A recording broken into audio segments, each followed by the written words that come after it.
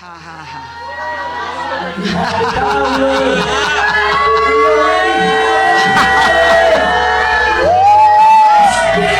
Thank you, Jesus!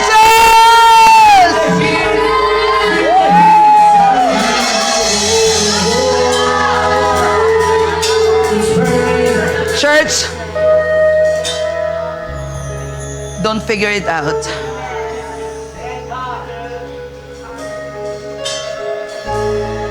It will come to pass.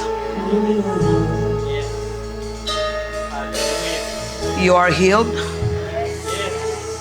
You are free.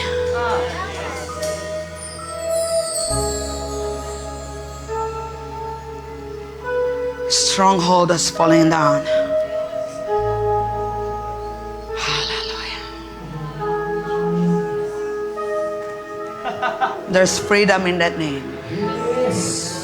Whom the Son says free are free indeed. Believe. You receive your freedom. Believe you receive your healing. Believe you receive your breakthrough. Not because of what you did, but because of the redemption. Jesus did it already for us. Our part tonight is just we release our faith and receive it. We act on His word. No more anxiety. No more depression. No more fear. Hallelujah. No more wandering.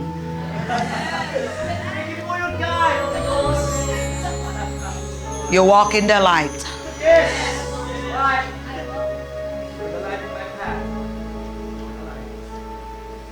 Hallelujah. Jesus is light. Even you are in a dark place tonight. If you speak that name, Jesus, light comes. Darkness flee.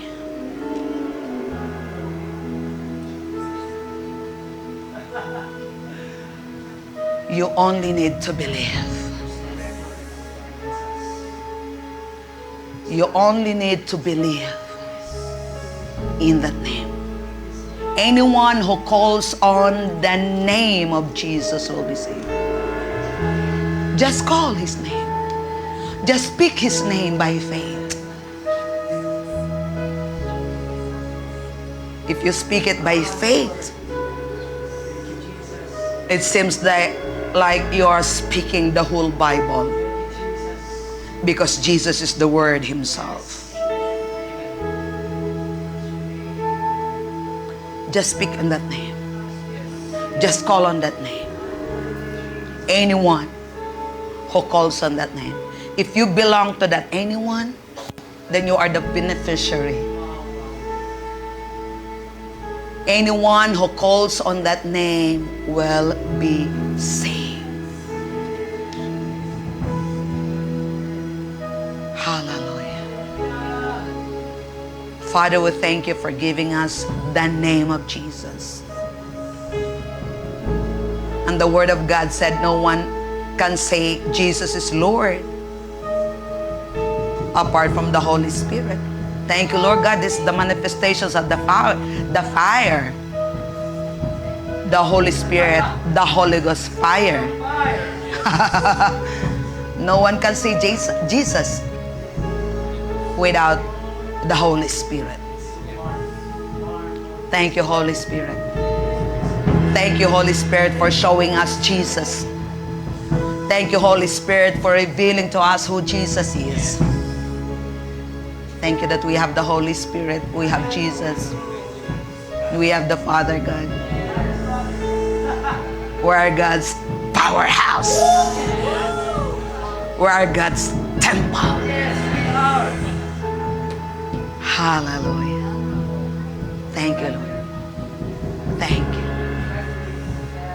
Wow, wow, wow, wow. Renew your mind. Renew your mind. When fears enter in, you said, no. I speak Jesus. In Jesus' name, fear be removed. Be gone. Symptoms of sickness and diseases, you say, no. I speak the name of Jesus. I am healed in Jesus' name. Depression, anxiety, anything, hallelujah, that's not from the Lord, you say, no. I speak the name of Jesus. In Jesus' name, I command you to go in the name of Jesus. I'm not allowing you. You are forbidden in my life. Hallelujah. Hallelujah. Stay out in my life. Stay out in my family. Stay out in this place. This is not your territory. Hallelujah. You are illegal in this place. In Jesus' name. You're illegal in my life. In Jesus' name. You speak the name of Jesus. Hallelujah. And it takes faith. It takes courage. That's why you are here tonight. We are here tonight so that we can hear the Word of God, because faith comes by hearing, and hearing the Word of God. So Father, thank you for another opportunity, Lord God, to hear your Word, to hear your voice tonight, Lord, through the preaching of the Word, through the preaching of the Word, through the preaching of the Word. We will hear Jesus. We will hear His Word. Hallelujah. Say this with me. Thank you, Father God. I will hear you tonight. You speak tonight, Lord. You speak to me tonight, Lord, through your Word, through your Word, through the preaching of the Word. In Jesus' name. Amen. Hallelujah. Amen. Praise God. So, thank you, music team. Good job, good job, good job. Wow, good evening, everyone. Meron tayong bagong bisita. Good evening and welcome. Praise God. Hallelujah. Sarap, di ba?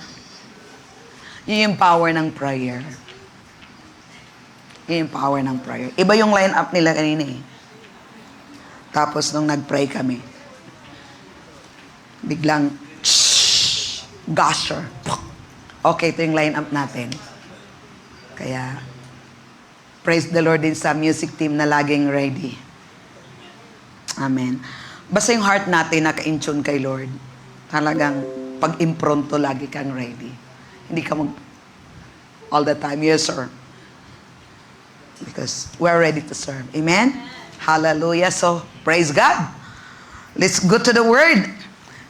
Tuloy tayo sa ating topic sa series po natin, Your Prayer Questions Answered. So, ito yung topic natin na kung meron tayo mga questions, bakit yung prayer natin ay hindi po nasasagot o anong gagawin po natin para yung prayer natin, alam natin na sinasagot yung prayer, no? So, dito po natin ma-align, ma-check yung ating prayer kung tama o hindi.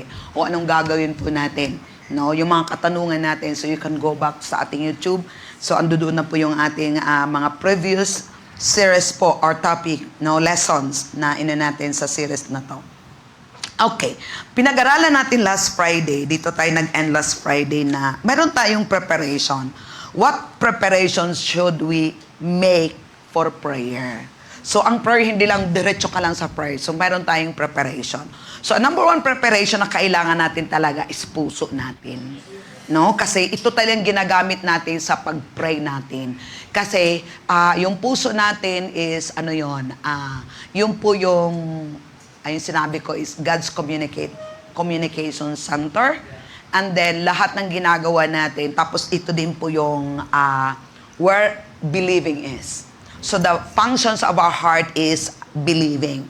So, kung ang ating puso ay ready, what happened? So, naka-in-tune ka na ngayon sa belief. No? Yung binasa ko kanina, hindi pa nasara. Sinabi yung mga disciple, yun nga, hindi nila napalayas, napagaling yung may sakit. Nagtanong sila privately, why could we not cast it out? So Jesus said to them, because of your unbelief. So, i-check din natin yung heart natin kung mayroon bang unbelief. No? Ano ba yung unbelief? unbelief means na hindi ka naniniwala sa Word of God. So, dapat isi-settle ko talaga natin. Tapos, pagpasok natin sa prayer, naniniwala tayo na God will always answers our prayer. So, mayroon tayong mga scripture. Yung laging ko talaga na pag strong yung ating foundation ng identity natin kay Christ, wala nang confusion. Kasi sinabi sa prayer, sinabi ni Lord, God always hears the prayer of the righteous, and His ears are attentive to the prayers of the righteous. His prayers are attentive, no? God is attentive. Kung ikaw ay righteous, anak ni Lord, pagpapasok ka pa lang sa prayer, nakagano na si Lord. Parang baby, di ba? Pag magsasalita yung magulang laging attentive sila doon. Anong sinasabi? So, ganun din, because we are God's children. So, pag magpipray tayo, nasa pag-isip ka lang, papunta ka pa lang sa prayer, naka-incline na si Lord. His ears are open to our prayer. So, dapat masisettle natin yung magkaroon tayo ng belief na ina-answer tayo ni Lord. At isa ding factor na kailangan nating ialisin sa isip natin na we are righteous. No? Yung na, righteous tayo. So, ibig sabihin, wala tayong sin consciousness. Kasi pag nagpipray ka, tapos conscious ka sa sin, so yun mag-block ng wall. Mayroong wall na you are praying, pero yung prayer mo parang nasa sa ceiling lang, hindi tumatagos. No? So you are just praying with yourself. So, dapat clear natin yung mga bagay-bagay na yun. Okay? Tapos, sinabi dito, we must be honest with ourselves regarding how much knowledge we possess about God, the Word, and His will for our life. Because the more knowledge of the Word of God you have, the more you are effective in your prayer. So, yun yung bali yung sukatan. No? Yung prayer mo is more effective because you have more knowledge of the Word of God. Sinabi din ng Bible that if you ask anything according to His will, He hears us. So, yung Word of God is will ng Lord. So, the more you increase in the knowledge of the Word, which is the will of God, the more, yun nga, yung prayer mo is effective. No, successful yung prayer mo. Confident ka sa prayer mo. Kasi sinabi niya sa 1 John 5:14-15, pakibukas nga. Now, this is the confidence that we have in Him. If we ask anything according to His will, He hears us. And if we know that He hears us, nauna na ako. Now, this is the confidence that we have. Sige, balik ate. Now, this is the confidence that we have in Him. Ano yung word confidence? Faith is confidence. So, ano ba yung faith? Word. No? Word ni Lord. No, yung word ni Lord, yung faith kasi, word talaga ni Lord yung faith. So, you heard the word. Faith because you heard the word. So, yung confidence, once you heard the word of God, now you are confident. That is the will of God. Tapos, now if this is the confidence that if we ask anything according to His will, which is the word of God, He hears us. And if we know that He hears us, so there's a knowing, kaya nga heart nga. So, naniwala ka. You know that He hears you because you pray according to the will, according to the word of God. You are righteous. Sinabi niya, whatever we ask, we know that we have the petition that we have. So doon pa lang sa prayer, alam mo na that God answers prayer. Alam mo na tinutugon na ni Lord yung prayer. Kaya kailangan talaga natin ng faith dito. Kailangan talaga dito ng deeper understanding ng Word of God. At tama din yung pagturo talaga sa atin. Nasa kasi kung ang pagturo ay hindi talaga, ano ba yun, yung thorough na pagtuturo talaga, truth. Kaya, para kang halo-halo, nagpipray ka, pero after mo nagpipray, nag-wonder ka, sinusugtas bukas makalawag, ganun pa rin yung, hindi ka nasisitaw doon sa prayer mo. So, kailangan maging honest din tayo. Okay? An awareness of where we are in our spiritual journey will keep us from being frustrated in our prayer life. Kaya minsan, ayoko na lang magpipray kasi hindi naman tinutugon ni Lord, hindi naman si Lord tumutugon. So, the truth is, tumutugon talaga si Lord. Kaya yun napofrustrate tayo kasi hindi natin alam, di nagtuturo sa atin, hindi mo alam yung katotohanan, kumbaga nakopya-kopya lang, no, narinig lang kung saan-saan. Kaya yun. At sinabi din sa Hosea 4 verse 6, my people are destroyed for lack of knowledge. So talagang si Lord magbigay, di ba sa Jeremiah, He gave us a shepherd after my own heart. Sinabi ni Lord, that He may teach you with knowledge and understanding. So, meron talagang magtuturo sa atin ng knowledge and understanding. So, hanapin natin yung mga tao na ino-ordain ni Lord sa atin na pag nagtuturo, natuturo ka, natututo ka. Okay? Tapos, stay there. No? Stick there. Kahit anong mangyayari, ay dito ako natututo, marami pa akong matutunan dito. So, yun. Kasi sinabi niya sa Hosea 4 verse 6, tingnan mo, buksan natin. My people are destroyed. Kaninong people? Kay Lord. My people are destroyed for lack of knowledge because you have rejected knowledge. I also will reject you from being priest for me because you have forgotten the law of your God. I also will forget your sin. Tingnan mo, hindi sinabi doon people will be destroyed because lack of money. Oh. Kaya kapatid, ang tao pag walang pera, hindi yun ikamamatay. Diba? Pero bakit yung iba, parang ikamatay na nila pag walang pera? Diba? Tingnan mo dito, maliwanag, my people are destroyed for lack of knowledge, hindi lack of money. Kahit marami kang money, wala kang knowledge, destroyed ka pa rin. Diba? Tapos sinabi, you have rejected knowledge. Tapos, you forget knowledge. So, how people be destroyed? Sinabi niya, lack of knowledge, reject knowledge, and then forget knowledge. Hindi yung pera. Kahit wala kang pera, pag mayroon kang knowledge, hindi ka talaga ma-destroy. Kasi bigyan ka ni Lord ng knowledge how to produce wealth. Di ba? Meron yun sa Genesis, Deuteronomy 8:18. He will give you the ability to produce wealth. Kaya knowledge talagang kailangan natin. Amen? Knowledge of the Word of God. Maganda yung knowledge of the Word of God. Okay, tapos sasabihin nila, itingnan mo si Job. Diba? Ganito si Job. So, kino-compare nila si Job. Alam mo ba si Job kung bakit si Job talaga nagkaroon ng suffering? Because of his mouth. Mouth niya yun. Doon nangyayari dahil sa kanya mga sinasabi, life and death are in the power of tongue. So, yung affliction ni Job is mouth-made affliction. Hindi yun.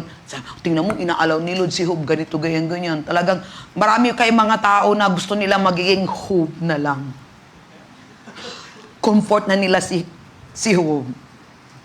Talaga namang, si Job, nangyayari yun because of his mouth. Sige, tingnan natin. Di ba blameless siya? Kinokomment nga siya ni Lord, blameless siya. Okay. Tingnan natin. Tapos, at the end of the chapter, na-restore si Job. Para maintindihan natin, kasi sabihin na naman nila na tingnan mo si Job. Kaya, kinumfort nila sarili nila. Pero ano ba talagang nahilan kung bakit si Job ay saan ba tayo? Okay. Job 33, verse 25. For the thing, I greatly feared, has come upon me. Oh, kaya ginagawa nila, nag-o-offer siya. Tapos yung offer niya sa mga anak niya, baka parang nag-offer siya kasi takot siya baka magkamatayin yung kanyang mga anak. Adi patay tayo. Sunod-sunod. Look, for the thing I greatly feared has come upon me, and what I dreaded has happened to me. Verse 26, I am not at ease, nor I am quiet. I have no rest, for troubles come. So, saan nangyayari? Kaya, mouth-made affliction. Kaya, dapat mabago talaga yung mouth natin. When your thought will be changed, heart will be changed, confessions will be changed. So, kailangan talaga ng renewing ng mind. Okay? So, yung kanina, speak the name of Jesus. Normal po talaga yun. May fear talagang pumapasok. You have to speak the name of Jesus.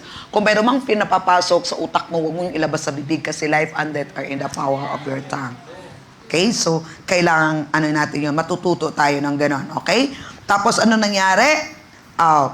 Okay, punta tayo sa Job 42 verse 10. Marami pa to na sinisisi nila si Job, ganyan, hanggang kinausap talaga siya. Ikaw bang gumawa nito? Alam mo ba paano itong ginagawa?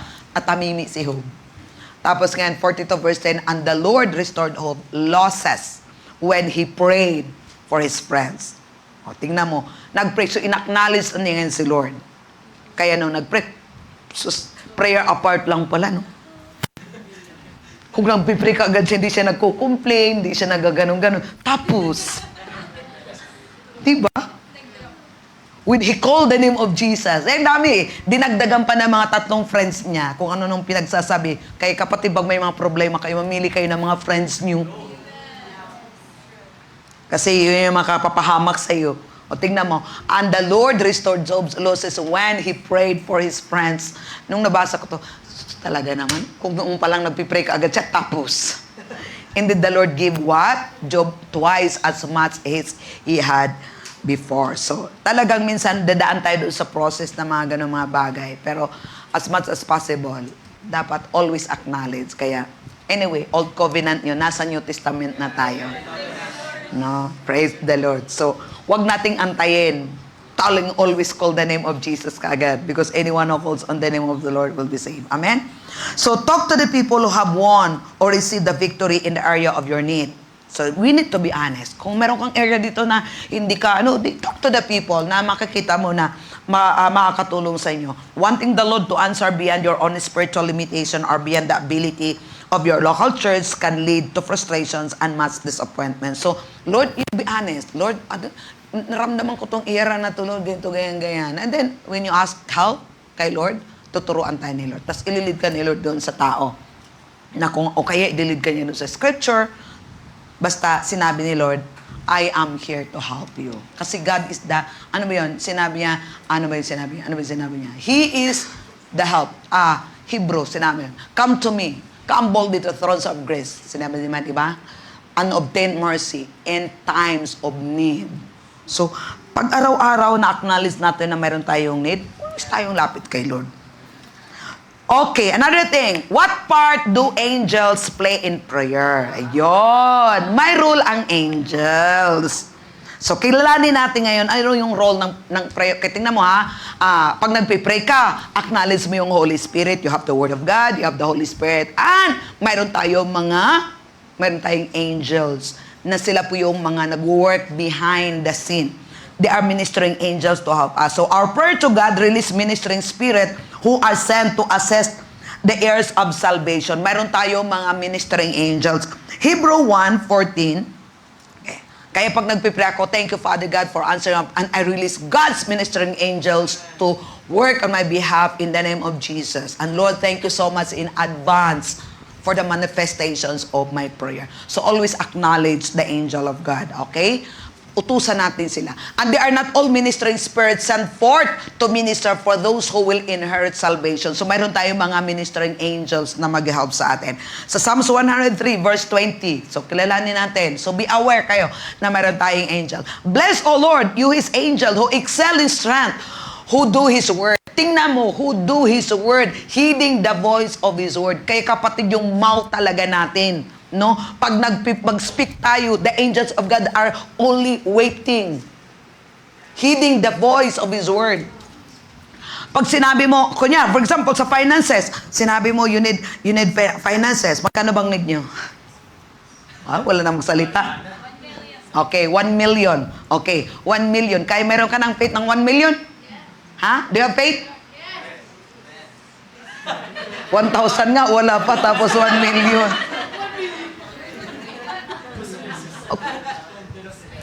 Okay. Let us say 10,000. Okay.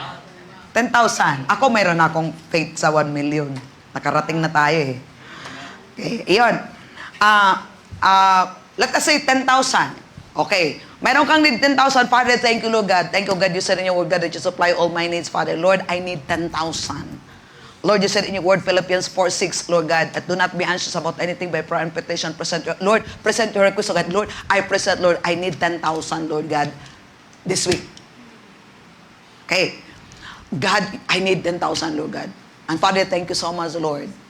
Punta nga tayo sa Philippians 4:6. Okay. Turo to para masagot yung mga question natin. Okay. Be anxious for nothing, but in everything by prayer and supplication with thanksgiving. Let your request be made known to God. Let your request be made known to God. So, dapat maging specific tayo. For example, you need 10,000 pesos.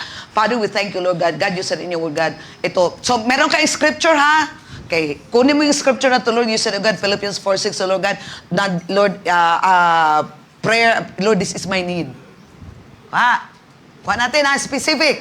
Lord, this is my need.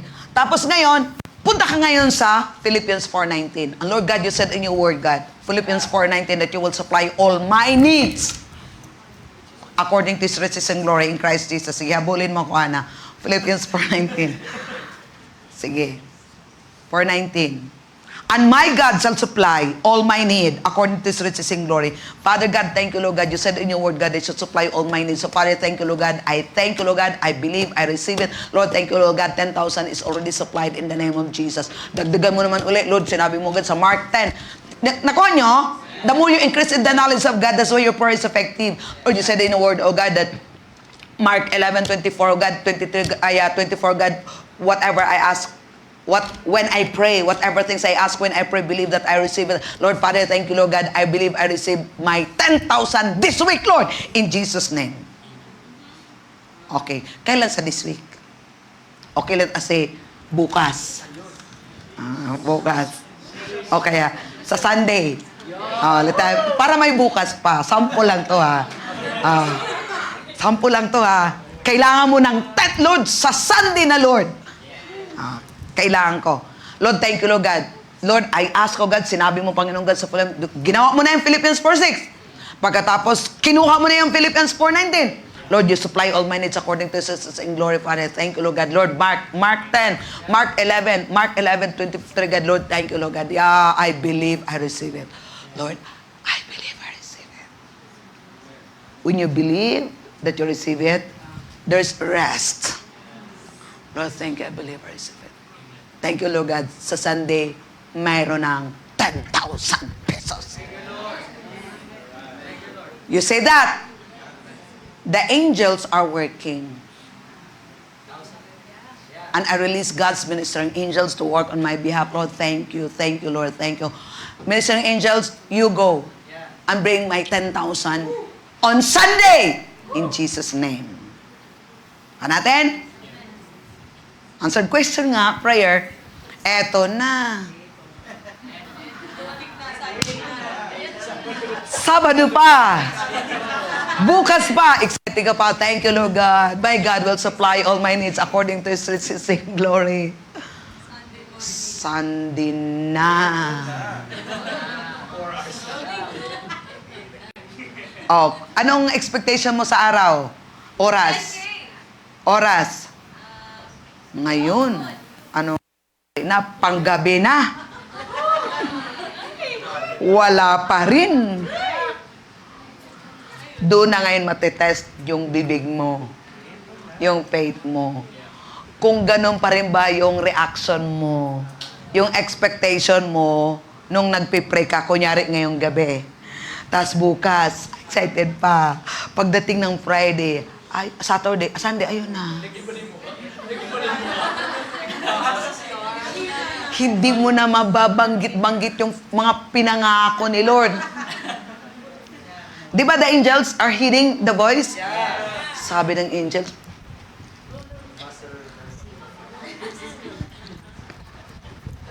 wala na, yung bibig mo na iba na. Eto na, pumapasok na ngayon si anxiety, pumasok na ngayon si worry, pumasok na kung ano-ano yung hindi maganda. Tapos sabi mo na, wala talaga. Wala. When you speak contrary to what you've said, it's nullified. Zero.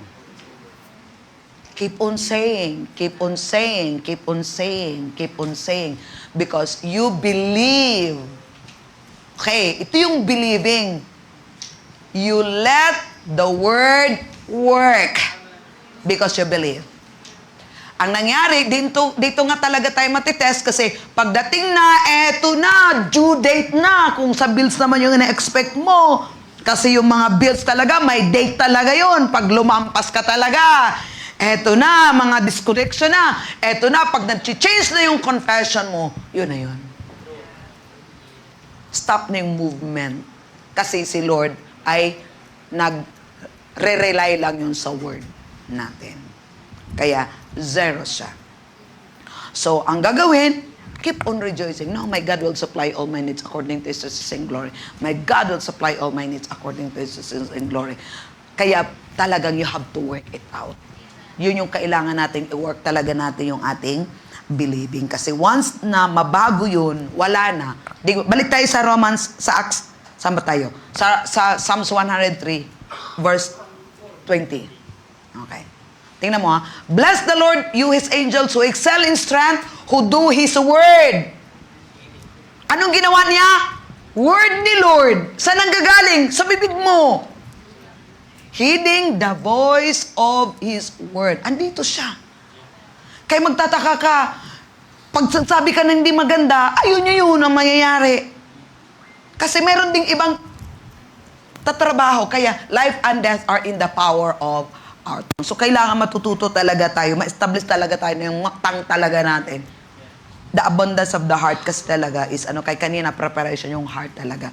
Because the abundance of the heart's mouth speak. Okay, Revelation 8:5. Tapos gamitin mo yung imagination. I call the money in from north to the south, east to the west in the name of Jesus. Thank you, Lord. Thank you, Lord God. Money will always come in the name of Jesus. Thank you, Lord. Money will always come in the name of Jesus. Money, tapos sa'yo ka. Money will always come.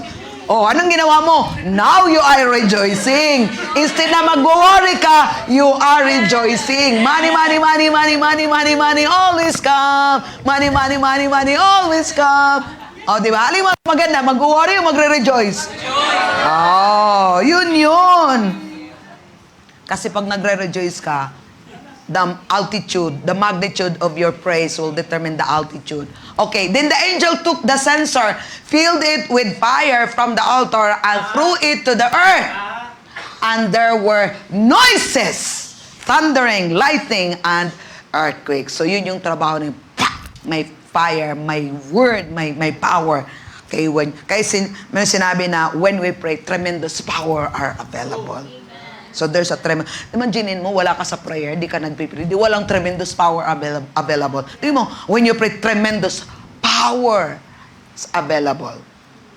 Kung hindi ka nagpipray, anong available? Wala. Okay. In the Bible, prayer constantly involves angel. In the Bible, prayer constantly involves angel. So tingnan natin sa 2 Chronicles 32:18. Kilalanin natin nga ng angel. 2 Chronicles 32:18 to 22. Okay, 32:18. Then they called out with a loud voice in Hebrew to the people of Jerusalem who were on the wall, to frighten them and trouble them that they might take the city. Okay, go. And they spoke against the God of Jerusalem as against the gods of the people of the earth, the work of men's hands. Now, because of the King Hezekiah and the prophet Isaiah, the son of Amos, prayed and cried out. Saan sila nag-cried out? To heaven. Ngayon, kapatid, yung prayer natin, saan ba? Sa earth? Dapat. Yung knowledge nga talaga eh. Kaya kailangan natin ng knowledge. Look, and the son of Amos prayed and cried out to heaven. We're seated with God in the heavenly realm. Saan si Lord? So dapat yung prayer natin doon nakatuon sa heaven. Sa trono ng Diyos.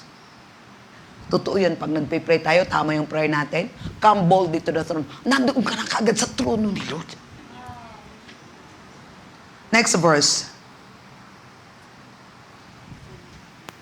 Then the Lord sent an angel who cut down every mighty man of valor, leader, and captain of the camp of the king of Assyria. So he returned shamefaced to his own land. And when he had gone into the temple of his God, some of his own offspring struck him down. Ano yan? When they cried out to heaven, the Lord sent the angel. Cut down.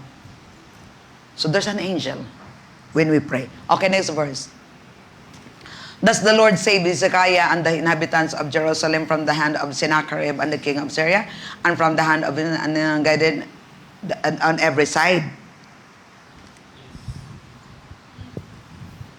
Nako natin, so there's angel. We command the angel. We speak to the angel.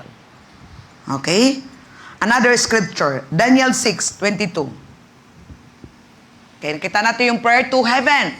My God sent His angel and shut the lion's mouth so that they have not hurt. Alam mo ito? Sa dangyon? Oh.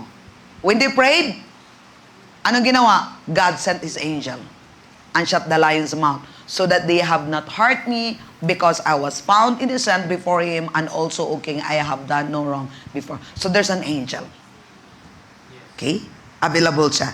Our ministering angels to minister to us. So Daniel 10, 8 to 21. Sige, kayo magbasa.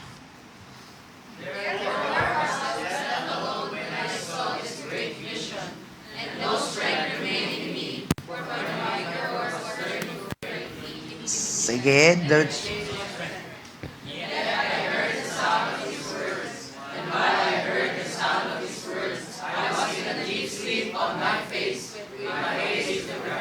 Okay.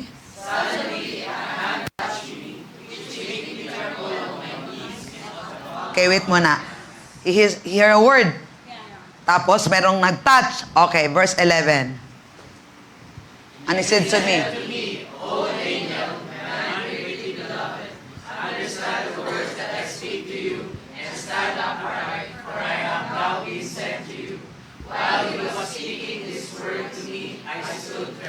okay, next.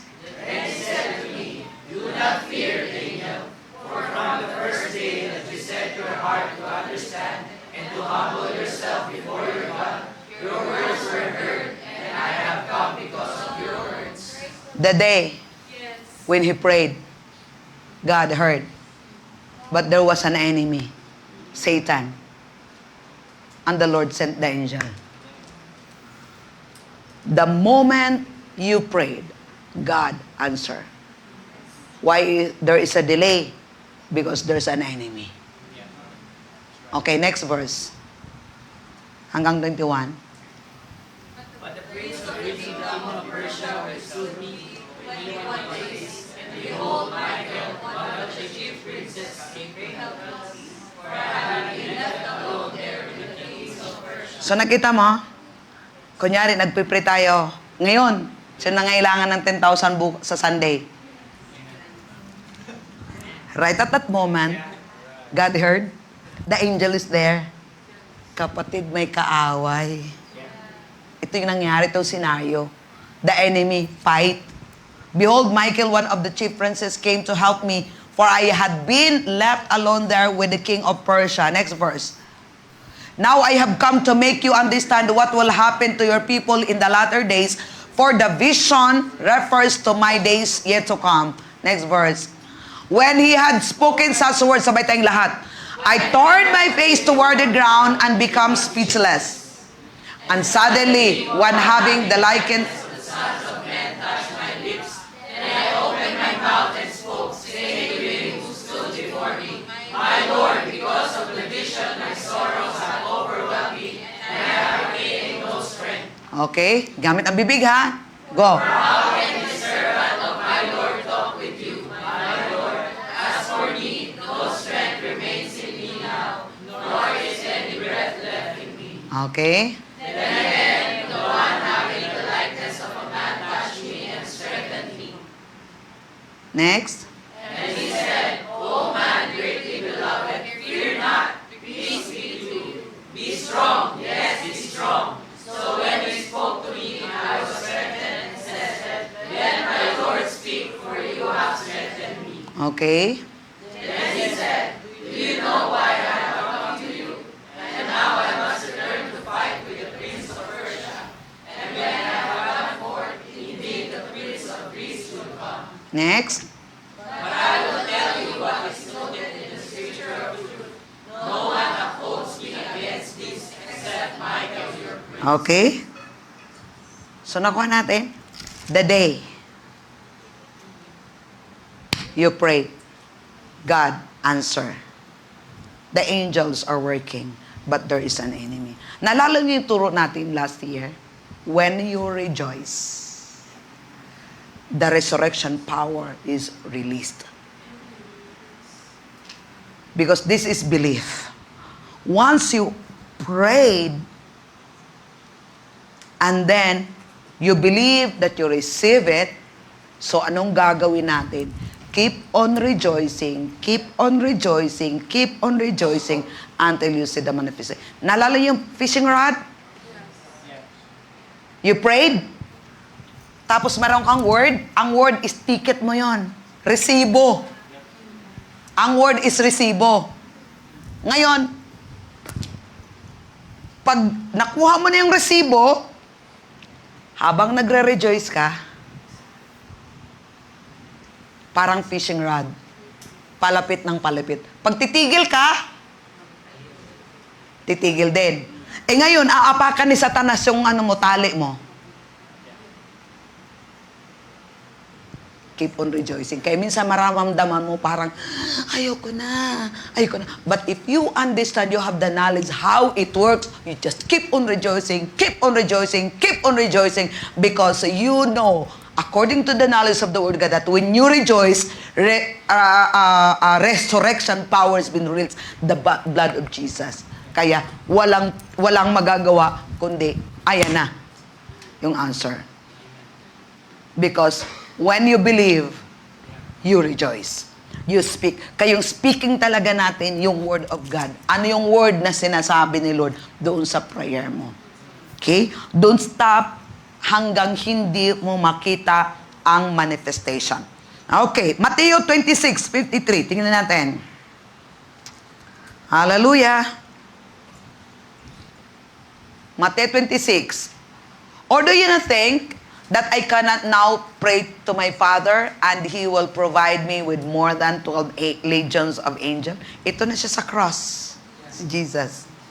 Pero nag-pray ba siya? Hindi. Kasi kung nag-pray siya, ang daming angel, kaya hindi niya ma-fulfill. Ngayon, sinners pa rin tayo. Salamat na hindi siya nag-pray para makapag-pray tayo. He shut His mouth so that we can speak. Okay? Luke 22:43. Luke 22:43. Then the angel appeared to him from heaven, strengthening him. So, kita na sa Old Testament? Strengthen. Ganon din sa prayer natin, no? Pag mayroong nanghihina ka, when you pray, na-strengthen ka kaagad. Ganon si Lord ka-powerful. Okay. Then Acts 10. Ito yung kay Philip, ay kay Peter. Sige, Acts 10, 1-7. Ganda ito, There was a certain man in Caesarea called Cornelius, a centurion of what was called the Italian of regime. Sa sa Joppa. Sige, next verse. A devout man and one who feared God with all his household, si centurion, and who gave alms generously to the people and prayed to God always. Wow! About the 9th hour of the day, he saw clearly a vision of an angel of God coming in and saying to him, Cornelius! So, nung nagpipray siya, mayroong angel. Okay, next verse. And when he observed him, he was afraid and said, What is it, Lord? So he said to him, Your prayers and your alms have come up for a memorial before God. Next. Now send men to Joppa and send for Simon, whose surname is Peter. Next. And is lodging with Simon. Tingnan mo, nagbigay siya ng instruction. At whose house is by the sea, and he will tell you what you must do. Tingnan mo, angels are involved. Pag nagpipray tayo, ando doon yung angel. Okay, next. And when the angel who spoke to him had departed, Cornelius called to the house of household servant and a devout soldiers from among those who waited on him continually. So nakita natin, when he prayed, angels. Kay kapatid, pag mag-pray kayo, wag lang kayo lang. You have the Holy Spirit. And you have the angel. Utusan mo yung angel. I command, I release ministering. Go! Go ministering angels. And bring it to pass in Jesus' name. Okay, another scripture, Acts 12. Okay, di na natin ano. Silipin lang natin. Acts 12. So, nakuha natin. So, merong angel, ha? Acts 12, 1 to 17. Now, about the time Herod, who king and harassed some of the church, next.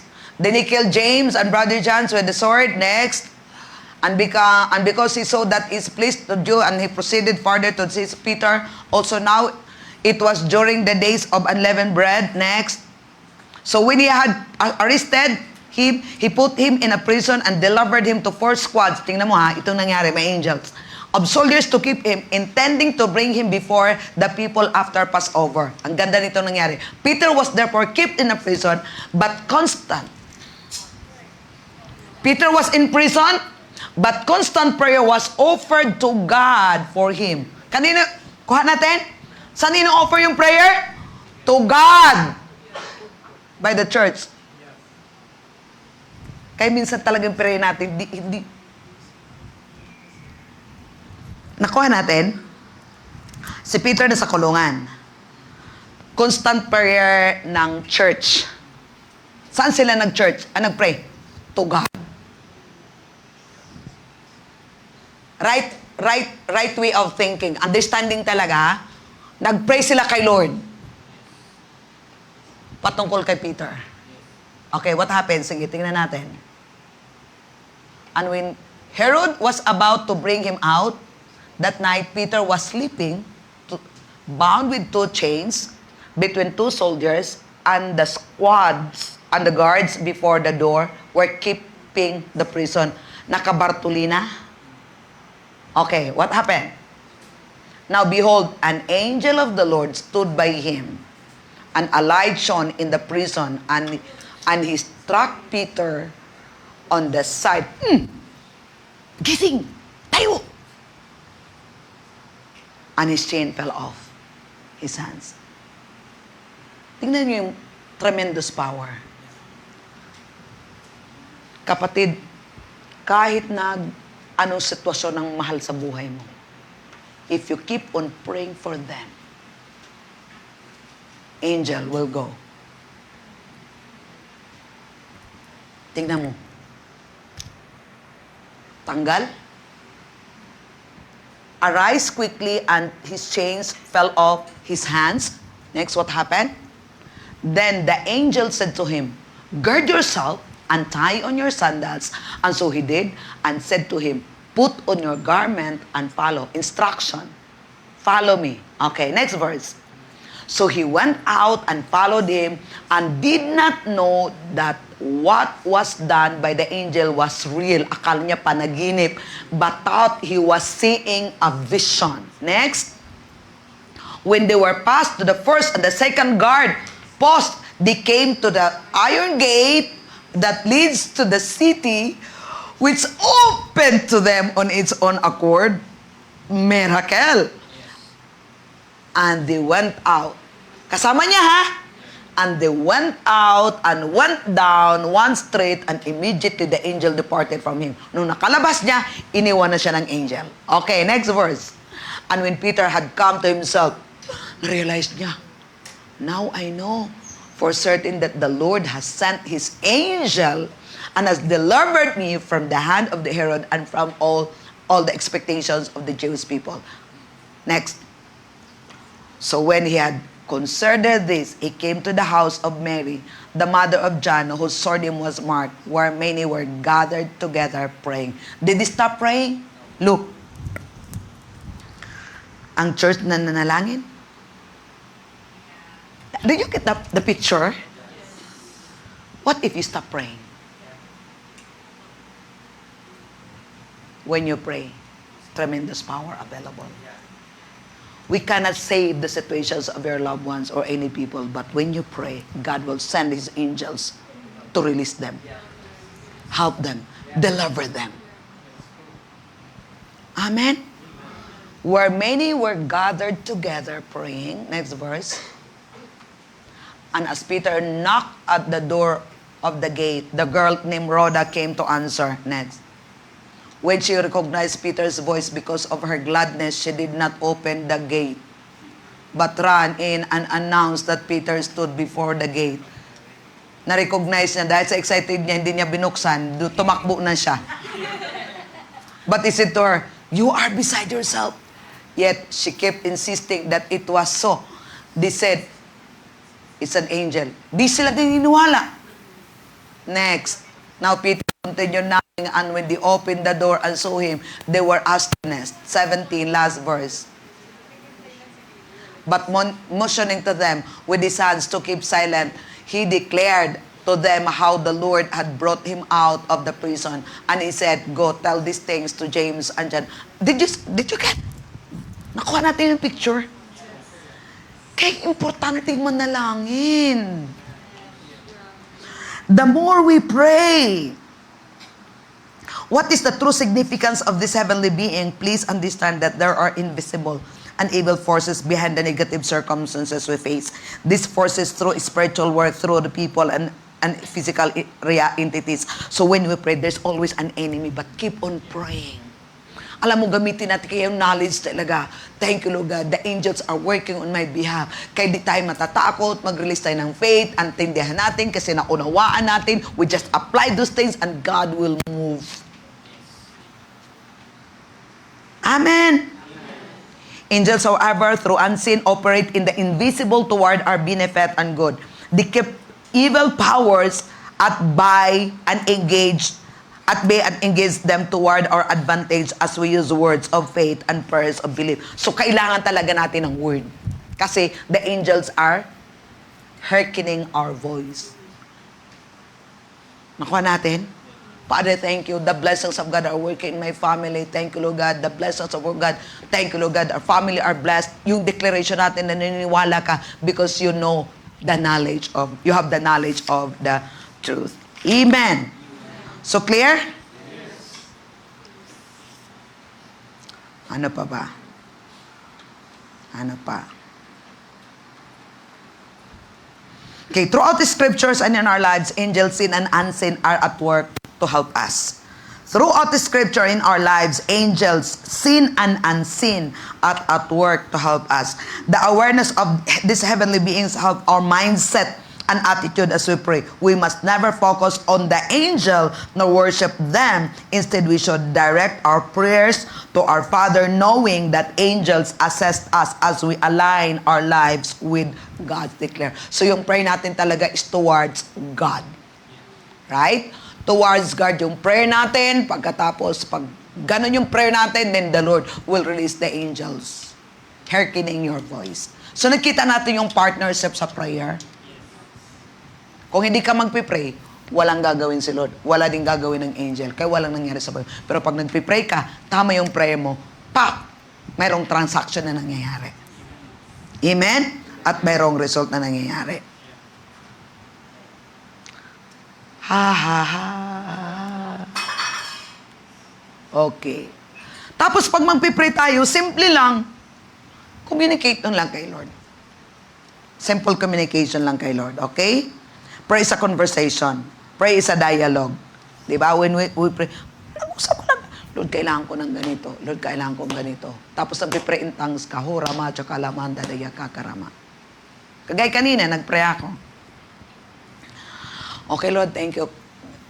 Mga 3 to 4 ako nag-pray. 3:15 to 4:15. Siya nag-pray ako. Halama, tsaka ramanda. Tapos nung nag-end na, malapit na ako mag-end sa prayer ko, biglang nag-flash sa akin yung Romans 5:20. 21. Pakibukas nga. Tapos yung binasa ko, umakyat ako, tapos nakangiti na ako. Grabe talaga, Lord, kabuti mo.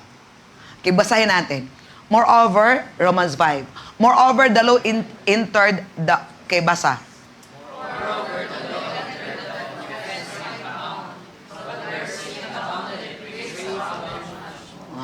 Look, ang ganda ha. Balik mo natin, Ana.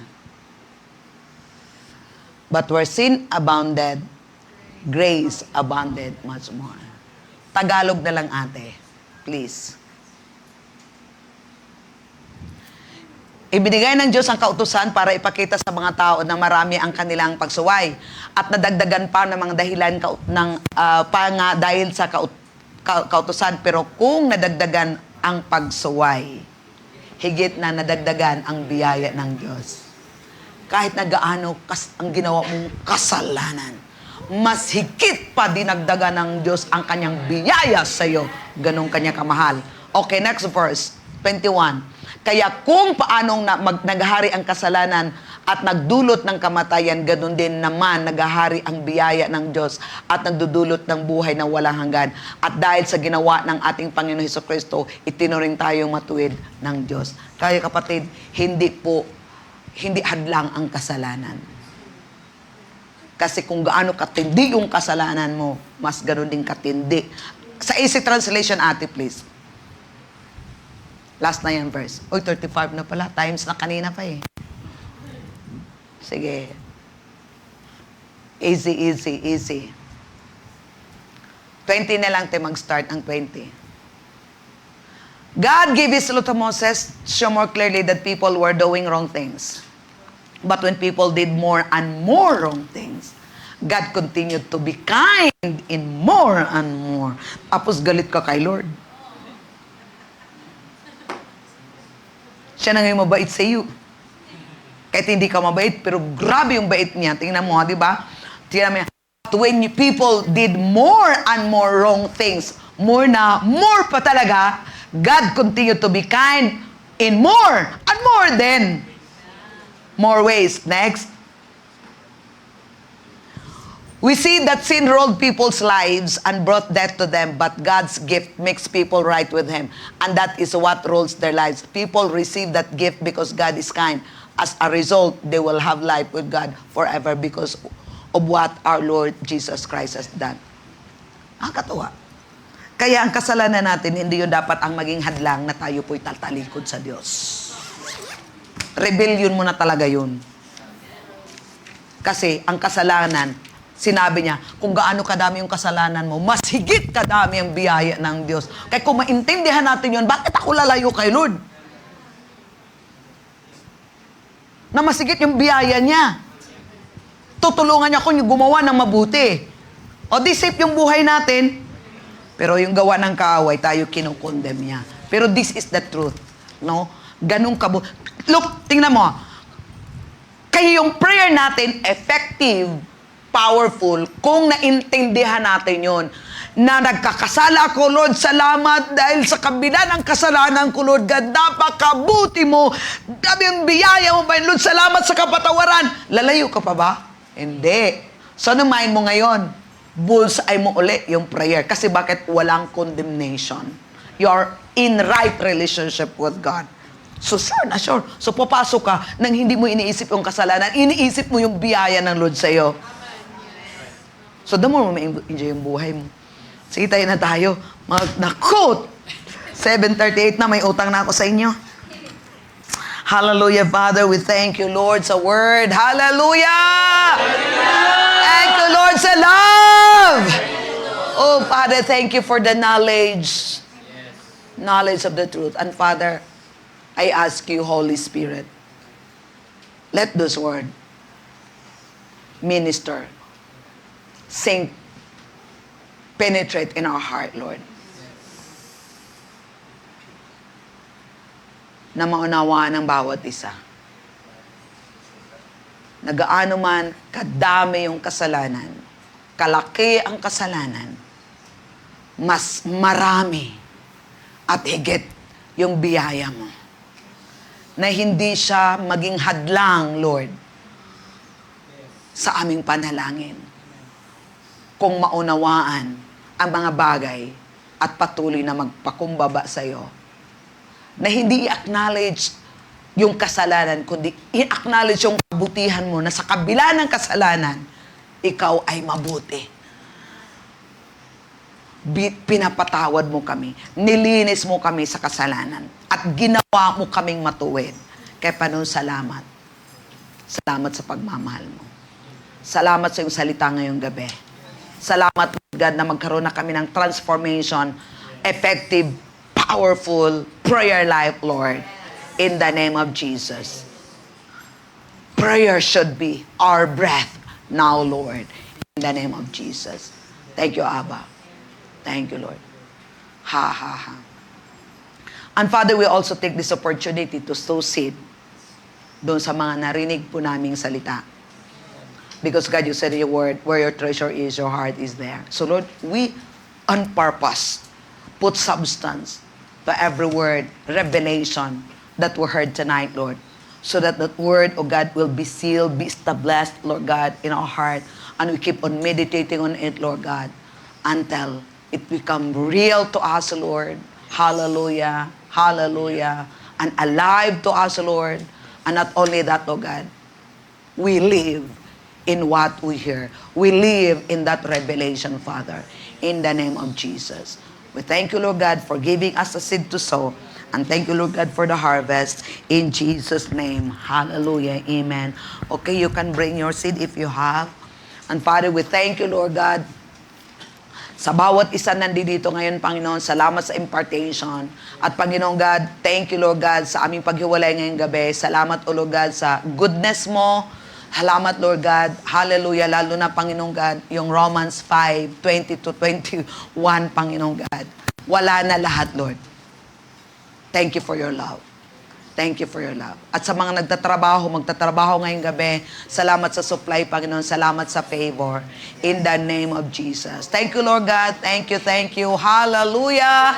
In Jesus' name. Hallelujah. Receive this final benediction. The Lord bless you and keep you. The Lord make His face shine upon you and be gracious to you.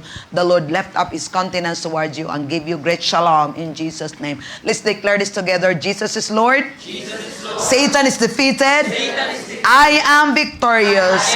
In Jesus' name. Amen and amen. Thank you so much. Be blessed.